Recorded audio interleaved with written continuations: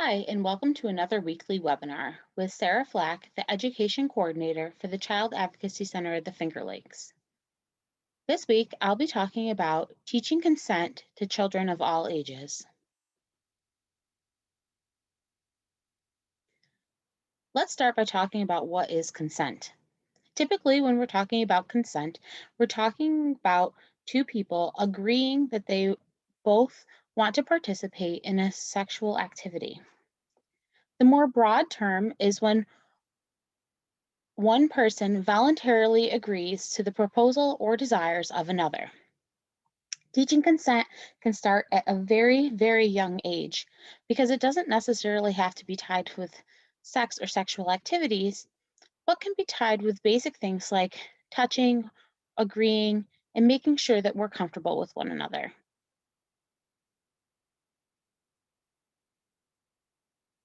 So, how can we teach young children about consent? When children are between the ages of 1 and 5, we can work on several key elements of consent. You can teach children to ask permission before touching or embracing a playmate by using language such as, Sarah, let's ask Joe if he would like a hug goodbye.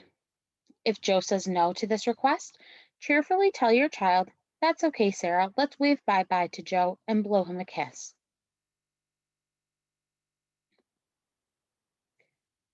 You can help create empathy within your child by explaining how something they have done may have hurt someone.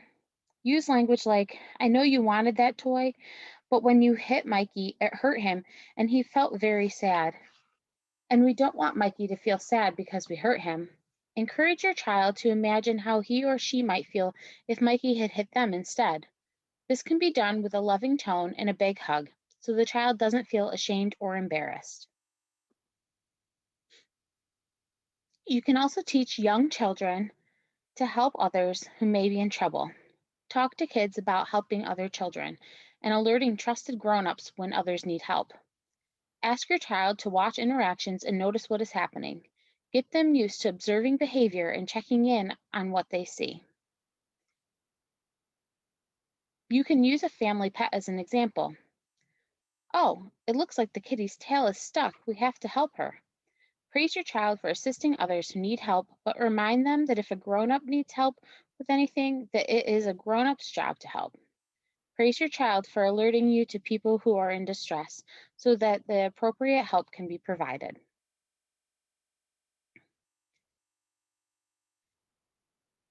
Can also teach your child that words like no and stop are important and should be honored. One way to explain this may be, Sarah said no, and when we hear no, we always stop what we're doing immediately, no matter what. Also, teach your child that his or her no's are to be honored. Explain that just like we always stop doing something when someone says no, that our friends need to always stop when we say no, too.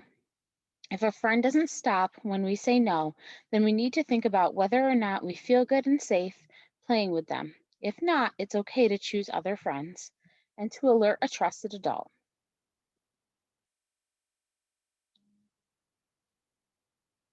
Practice reading facial expressions with your child and other body language. Scared, happy, sad, frustrated, angry, and more. Charade style guessing games with expressions are a good way to teach children how to read body language. You can also consider using flashcards with emoji faces.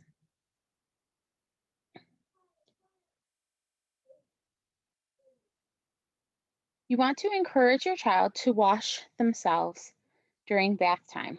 Of course, parents have to help sometimes, but explaining to a young boy that his penis is important and that he needs to take care of it is a great way to help encourage body pride and sense of ownership of his or her own body. Try to use appropriate anatomical terms like penis and vagina when talking about young child's body parts. Also, model consent if your child does need help by asking, can I wash your back now? How about your feet? How about your bottom? If the child says no, then hand them the washcloth and say, cool, you can do it yourself. Go for it.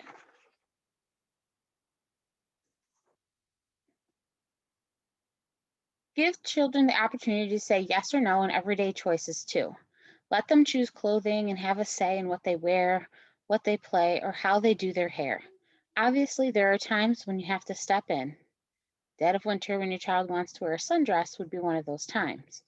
But help them understand that you heard his or her voice and that it mattered to you, but that you want to keep them safe and healthy. This also applies to never forcing a child to hug, touch, or kiss anybody for any reason.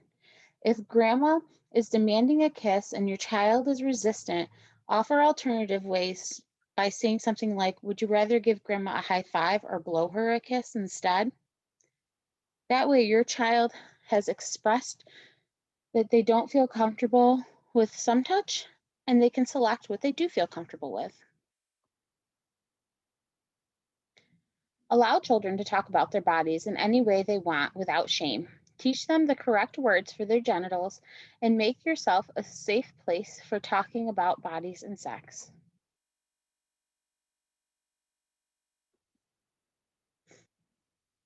Also, talk about gut feelings or instincts. Sometimes things make us feel weird or scared or yucky, and we don't know why. Ask your child if that has ever happened to them and listen quietly as they explain.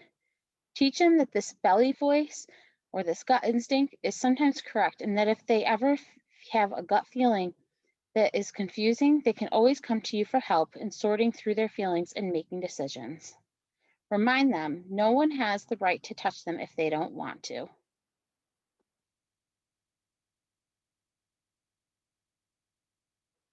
And use your words. This is something we can encourage with young children and older children. Don't answer and respond to temper tantrums. Ask your child to use words, even just simple words, to tell you what's going on.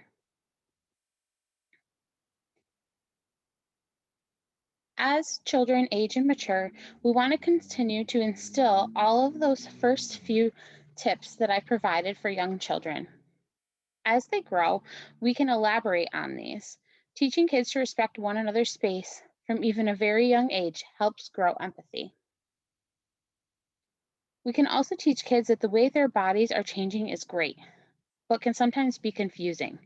The way to talk about these changes, whether it's loose teeth or pimples or in pubic hair, will show your willingness to talk about other sensitive subjects. Be scientific, direct, and answer any questions your child may have without shame or embarrassment. Again, if your first instinct is to shush them because you are embarrassed, practice until you can act like it's no big deal with your kid.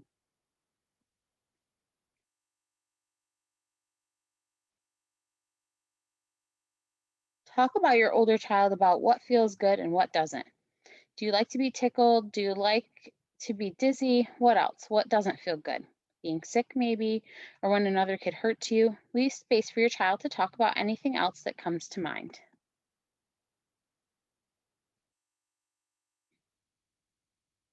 Remind them that everything they're going through is natural. Growing up happens to all of us. You can also teach kids how to use safe words during play and help them negotiate a safe word to use with their friends. This is necessary because many kids like to disappear deep into the pretend world together, such as playing war games where someone gets captured or putting on a stage play with characters maybe arguing. At this age, saying no may be part of the play, so they need to have one word that will stop all activity. Maybe it's a silly one like peanut butter, or a serious one like I really mean it. Whatever works for all of them is good.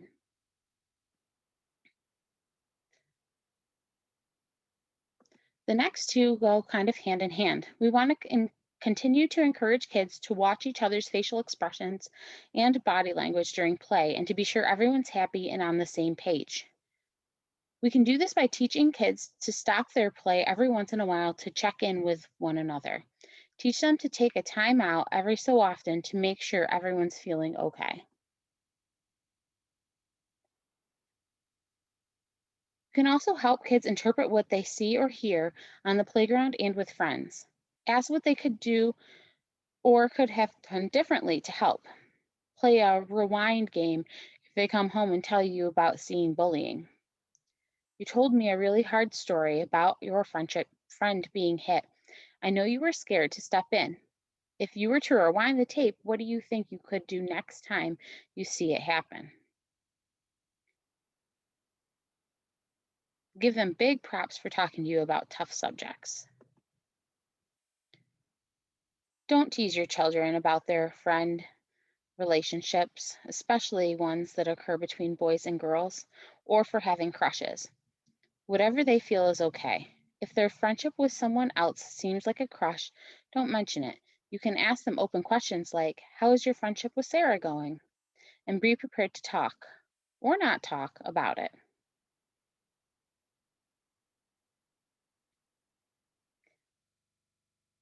Teach children that their behaviors affect others.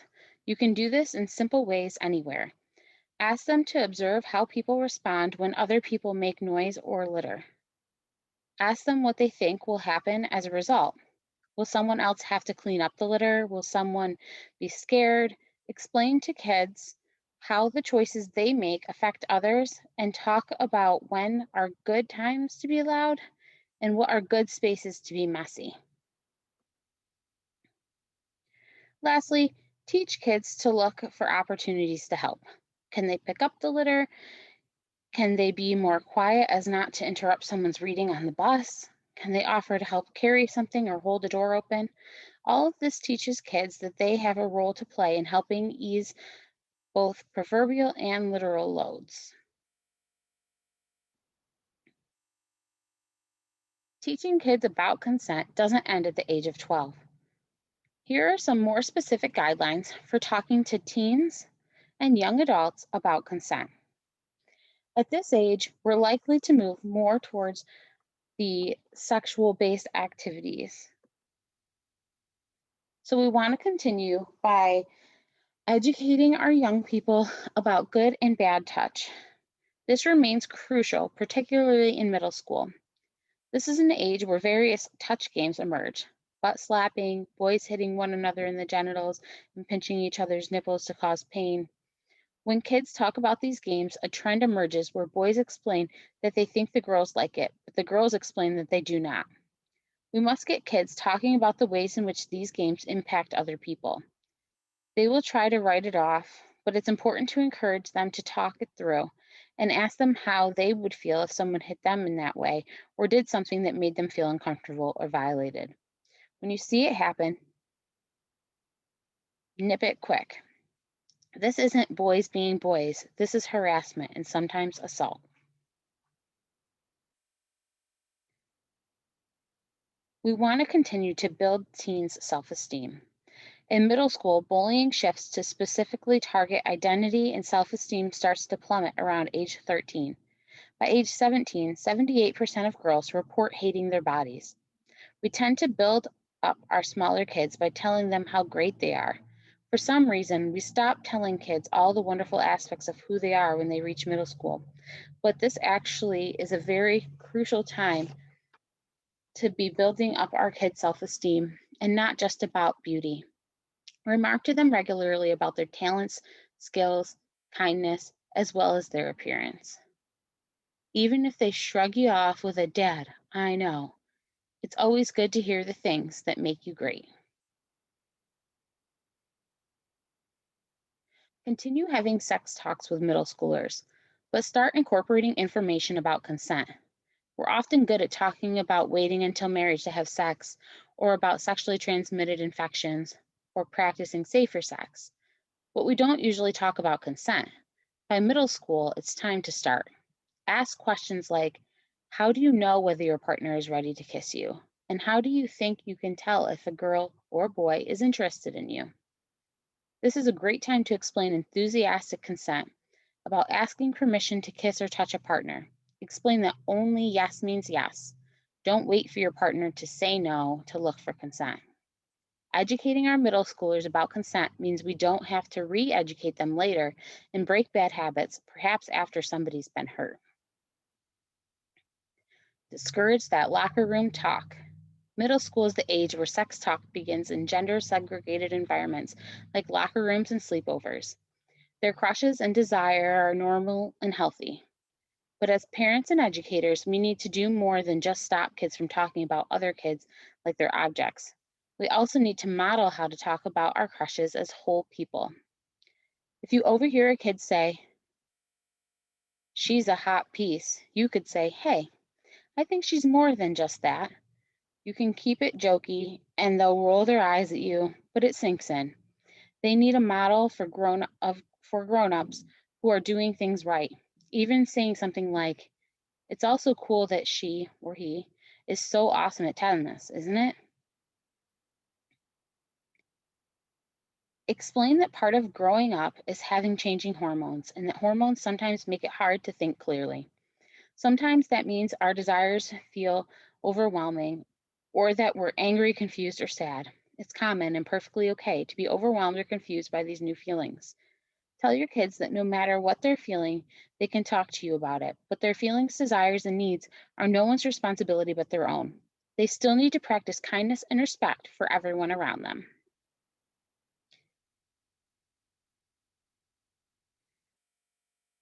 Mentor teenage and college age boys and young men, as well as ladies, about what masculinity and femininity is.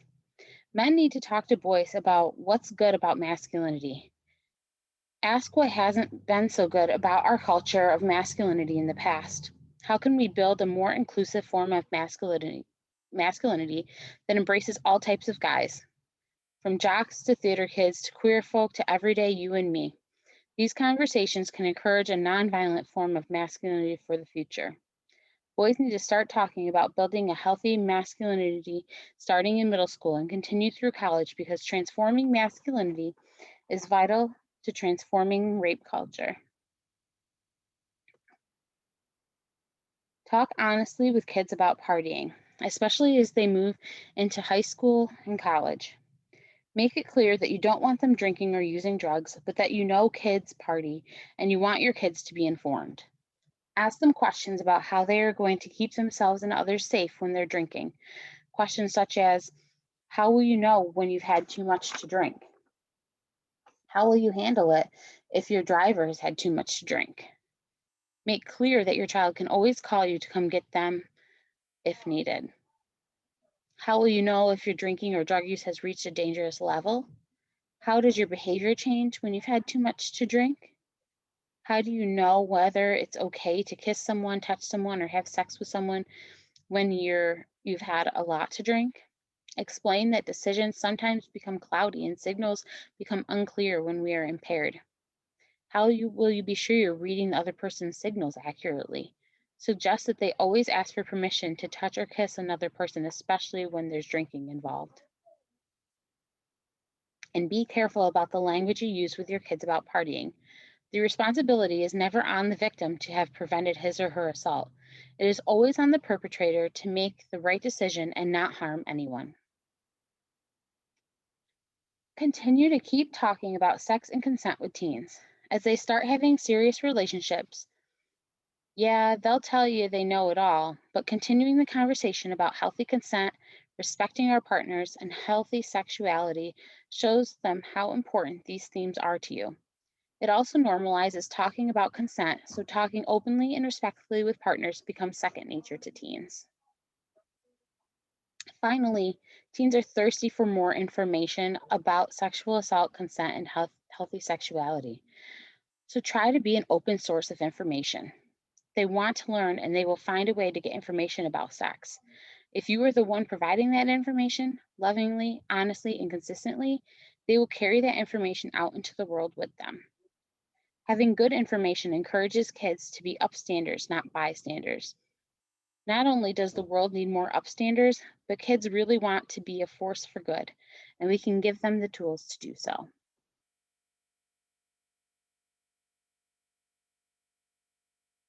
If you need more information about ways to begin the conversation of consent with your children, you can email or call our office phone number.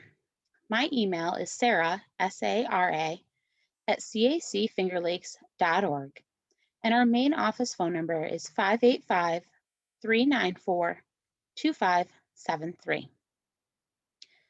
Also, be sure to check back next week for a special reading of Your Body Belongs to You, written by Cornelia Spellman and read by Miss Melange.